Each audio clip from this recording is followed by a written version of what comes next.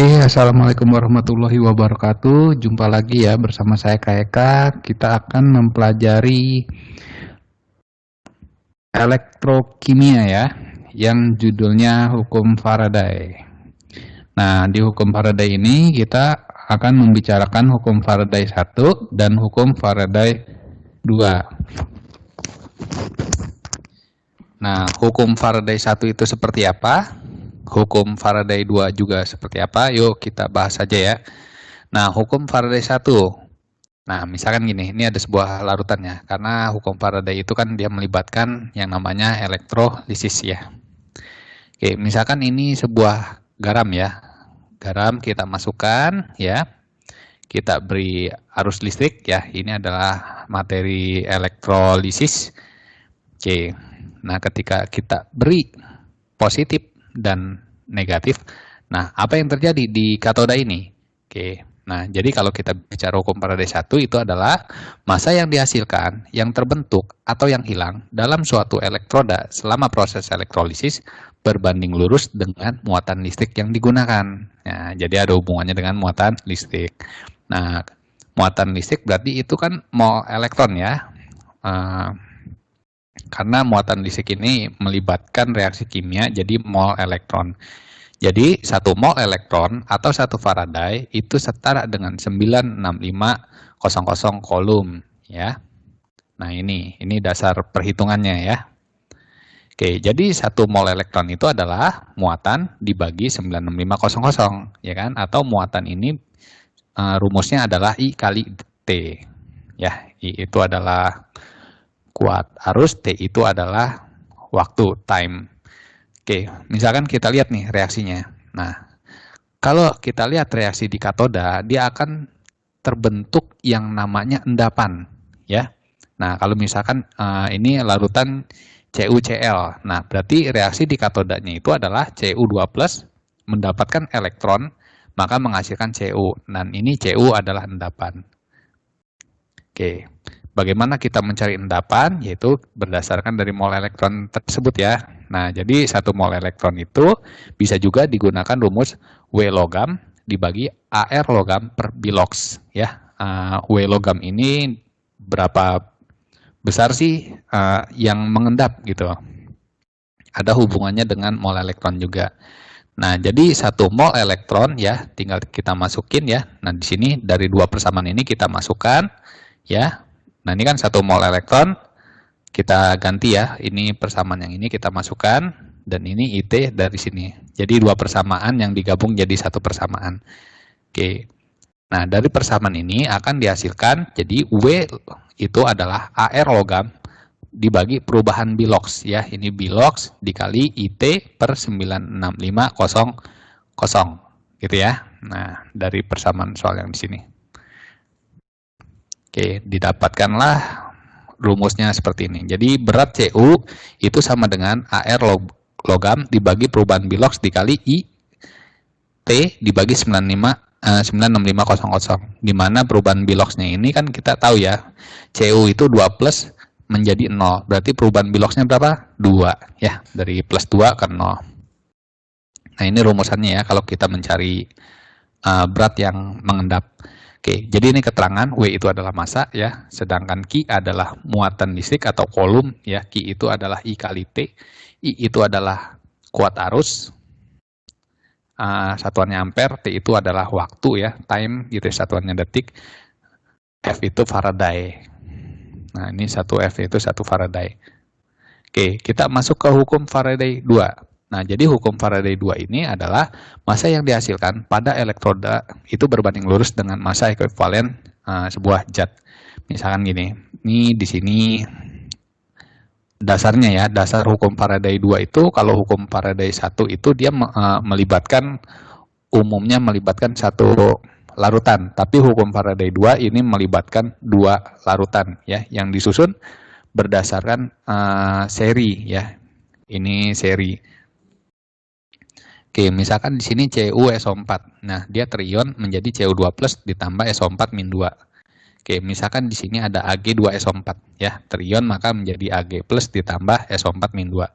Ya, kan kita tahu ya, ketika kita beri muatan Ini muatan, katakanlah ini muatan 1, ini muatan 2. Oke, di sini di katoda ini akan terbentuk Cu2+ kan?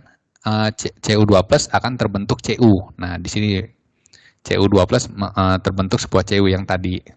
Nah, sedangkan untuk Ag, nah kan di sini kan ada Ag+ nih. Ketika dia diberikan kuat arus listrik, maka Ag+ yang di sini dari Ag-SO4 ini Ag+ maka menjadi endapan Ag.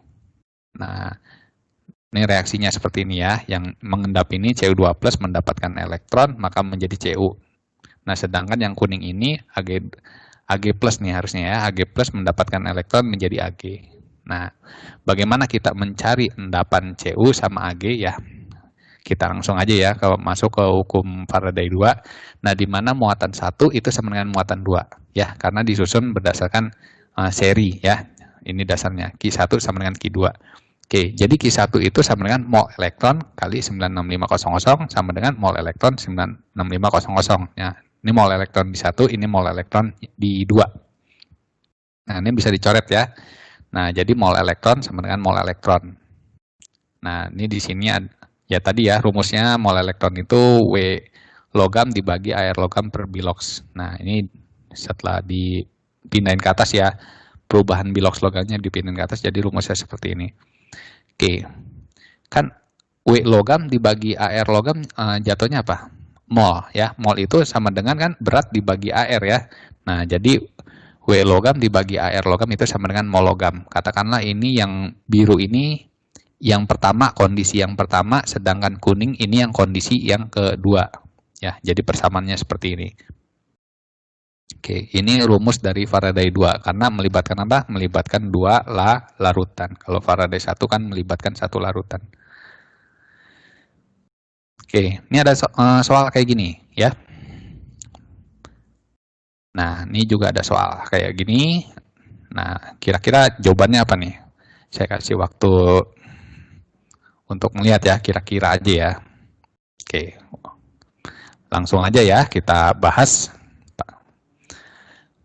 Oke, pada elektrolisis larutan CuSO4 dengan elektroda PT digunakan arus listrik sebesar 2 ampere dalam waktu 1930 detik. Jika ARCU 3,5 maka massa logam yang mengendap. Nah, massa logam yang mengendap di katoda ya, pasti yang namanya mengendap itu pasti di katoda ya. Nah, ini pakai hukum Faraday 1. Kenapa hukum Faraday 1? Karena cuma satu larutan ya. Nah, oke, diketahui ini elektrolisis ya. Elektrolisis siapa? Elektrolisis larutan CuSO4. Nah, elektrodanya PT di mana I-nya itu adalah 2 ampere ya. Ya, larutan CuSO4.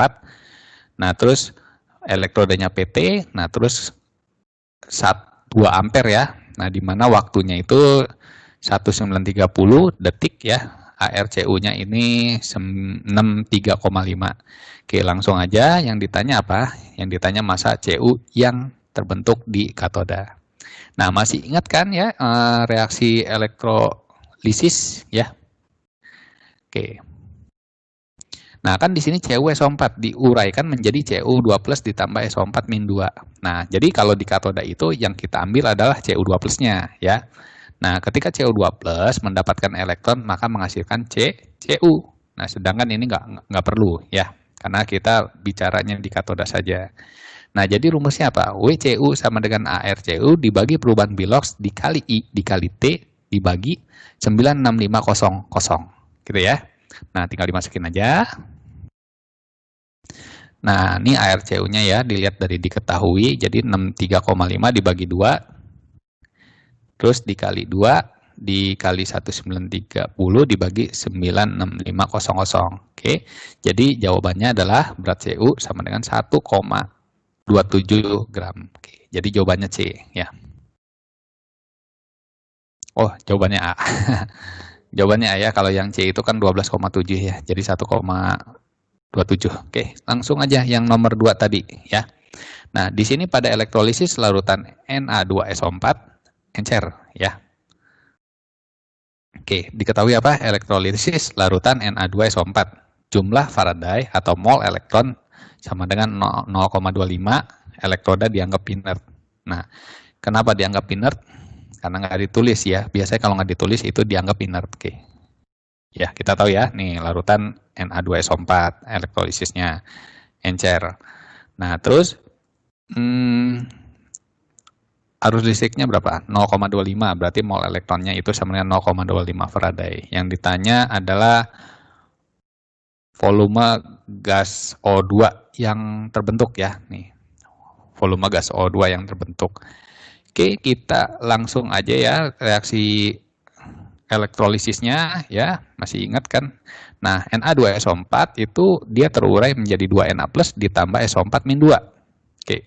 Nah, jadi untuk reaksi di katodanya ya kan, ingat ini di sini Na ya, Na itu dia termasuk golongan 1A. Nah, bagi adik-adik yang masih bingung kenapa dia air, nah mungkin lihat video selanjutnya yang bahasannya tentang elektrolisis. Kenapa tidak Na yang bereaksi tapi malah air ya, ada di video sebelumnya. Oke, jadi karena dia Na+, dia berasal dari golongan 1A. Nah, ini di sini dua yang terreduksi adalah airnya ya. Oke. Sedangkan untuk reaksi di anoda ini ya, karena dia termasuk sisa asam oksi, maka dia yang teroksidasi juga airnya. Oke. Kan yang ditanya apa? Volume gas O2 ya. Gas O2 itu adanya di anoda ya. Berarti kita tandain yang di anoda, yang di bawah. Jadi katoda nggak perlu dicari. Oke, mol elektronnya berapa? 0,25 mol ya. Karena apa tadi di sini? Kuota arus listriknya sebesar 0,25 Faraday. Artinya di sini 0,25 mol elektron. Oke, jadi perbandingan koefisiennya berapa? Koefisien dari O2 berbanding koefisien dari elektron dikali mol elektron ya. Nah, koefisien dari O2 itu berapa? 1 kan ya. Sedangkan mol elektronnya berapa? 4 nih di sini. O2-nya berapa? 1. Elektronnya berapa? 4. Jadi perbandingannya 1:4 dikali mol elektronnya berapa? Nah, ini mol elektronnya 0,25 mol ya. Jadi 1/16 mol. Oke. Nah, ini baru molnya aja karena yang ditanyakan volumenya. Nah, pada keadaan STP, masih ingat ya, pada keadaan STP, di mana rumusnya itu volume sama dengan mol dikali 22,4 ya, pada keadaan STP, standar temperature pressure ya. Nah, tinggal dimasukin aja, nih ya rumusannya ya, volume sama dengan mol kali 22,4 karena dia STP.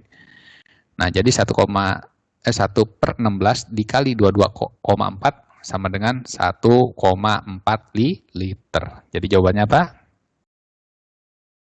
Ya, jawabannya A. Oke, kita tampilin lagi yang tadi. Oke, bisa dilihat ya, yang tadi. Oke, sudah paham berarti ya. Kalau kurang paham tinggal kasih komentar aja ya. Oke, yang selanjutnya nih, arus sebesar 5 ampere dialirkan ke dalam larutan 2 liter NaCl selama 1,930 detik. Setelah proses tersebut, pH larutan yang terbentuk di sekitar katoda adalah. Nah, oke. Langsung aja. Oh, ada soal nomor 2. Nah, kemudian yang 2 ini ya mungkin bisa dilihat ya. Tapi kita bahas yang atas dulu. Oke, diketahui apa di sini? I-nya 5 ampere. Oke, ini I-nya 5 ampere ya. Nah, terus volume larutan NaCl-nya 2 liter. Oke, ini 2 liter ya, set gitu. Nah, waktunya 1,930 detik. 1,930 detik. Nah, terus yang ditanya adalah pH larutan di sekitar katoda. Oke, katoda. Nah, pH-nya ya, pH larutan. Oke, langsung aja kita bahas. Nah, NaCl menghasilkan Na+ dan Cl-. Ingat, nah Na+ itu dia golongan 1A ya. Maka yang terreduksi adalah airnya. Maka 2H2O mendapatkan 2 elektron menghasilkan 2OH- ditambah H2. Nah, ini OH nih yang melibatkan dia asam atau basa, yang melibatkan pH. Oke, di sini mol elektron itu rumusnya I kali T dibagi 96500 ya, di mana I-nya itu berapa? 5 nih di sini. Nah, waktunya berapa? Waktunya 1930 detik dibagi 96500 sama dengan 0,1 mol. Oke, jadi mol elektronnya 0,1 mol. Nah, kita lihat nih. Ini kan mol elektronnya 0,1. Jadi perbandingan antara mol OH- dan mol elektron. Nah, ini berapa nih? Mol elektronnya berapa nih? 2. OH- berapa? 2. Ya, ini koefisiennya 2, koefisien dari elektron. Dan koefisien dari OH- juga 2. Jadi perbandingannya 2 dibagi 2. Nah, dikali 0,1 ya dari mol elektron ini ya. Nah, jadi sama dengan 0,1 mol. Nah, 0,1 mol nih OH-nya nih. Nah, kita cari apanya? Konsentrasinya ya. Nah, karena pH itu melibatkan konsentrasi dari OH-. Oke, rumus konsentrasi itu sama dengan mol dibagi volume ya. Molnya berapa nih? 0,1 ya. Volume larutannya berapa? 2. Dari mana? Nih, larutan 2 liter NaCl ya, 2 liter. Nah, jadi konsentrasi OH-nya berapa? 5 kali 10 pangkat min 2 molar. Oke, jadi kita langsung aja mencari pOH. pOH itu sama dengan min log OH min sama dengan min log 5 kali 10 pangkat min 2 molar ya. Atau sama dengan 2 min log 5. Oke, apakah ini udah selesai? Belum ya, karena ini OH. Kita cari pH-nya. pH rumusnya adalah 14 min pOH. Nah, berarti 14 dikurang 2 min log 5. Ya, jadi sama dengan berapa? 12 plus log 5 ya. Seperti ini perhitungannya. Oke, jadi jawabannya apa? 12 plus log 5. Oke, jadi jawabannya yang E. Selesai. Nah, tadi yang soal selanjutnya ya, nih. Nah, 2 buah sel elektrolisis disusun seri berisi larutan AgNO3 dan ZnSO4. Jika pada sel 1, massa logam Ag yang mengendap adalah 10,8 gram, maka massa logam Zn yang mengendap adalah, nah, ARAG-nya nih ya, pemberitahuan ARAG-nya itu 108, Zn-nya 65. Oke, dia melibatkan 2 elektron ya. Melibatkan 2 elektron. Melibatkan 2 larutan ya, 2 larutan. Larutan yang pertama apa? Larutan AgNO3 dan ZnSO4. Oke, jadi di sini ada elektrolisis larutan AgNO3 dan ZnSO4.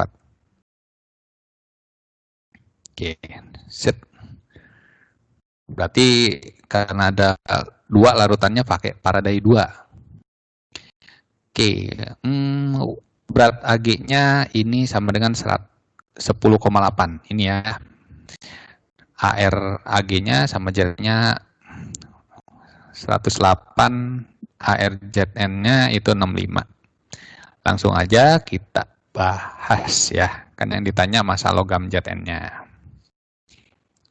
Ya, massa logam Zn. Sering gitu ya. Massa logam yang mengendap. Kita bahas ya. Nah, AgNO3 dia terion menjadi Ag plus ditambah NO3 yang kita arti adalah Ag-nya. Karena yang mengendap Ag-nya ya, Ag plus menjadi Ag. Nah, sedangkan ZnSO4 itu dia terion menjadi Zn2 plus ditambah SO4 min 2. Nah, yang kita amati adalah Zn2 plus. Karena yang mengendap apanya? Nah, Zn-nya ya, bukan SO4 min 2-nya. Nah, jadi yang kita amati yang Zn sama yang Ag.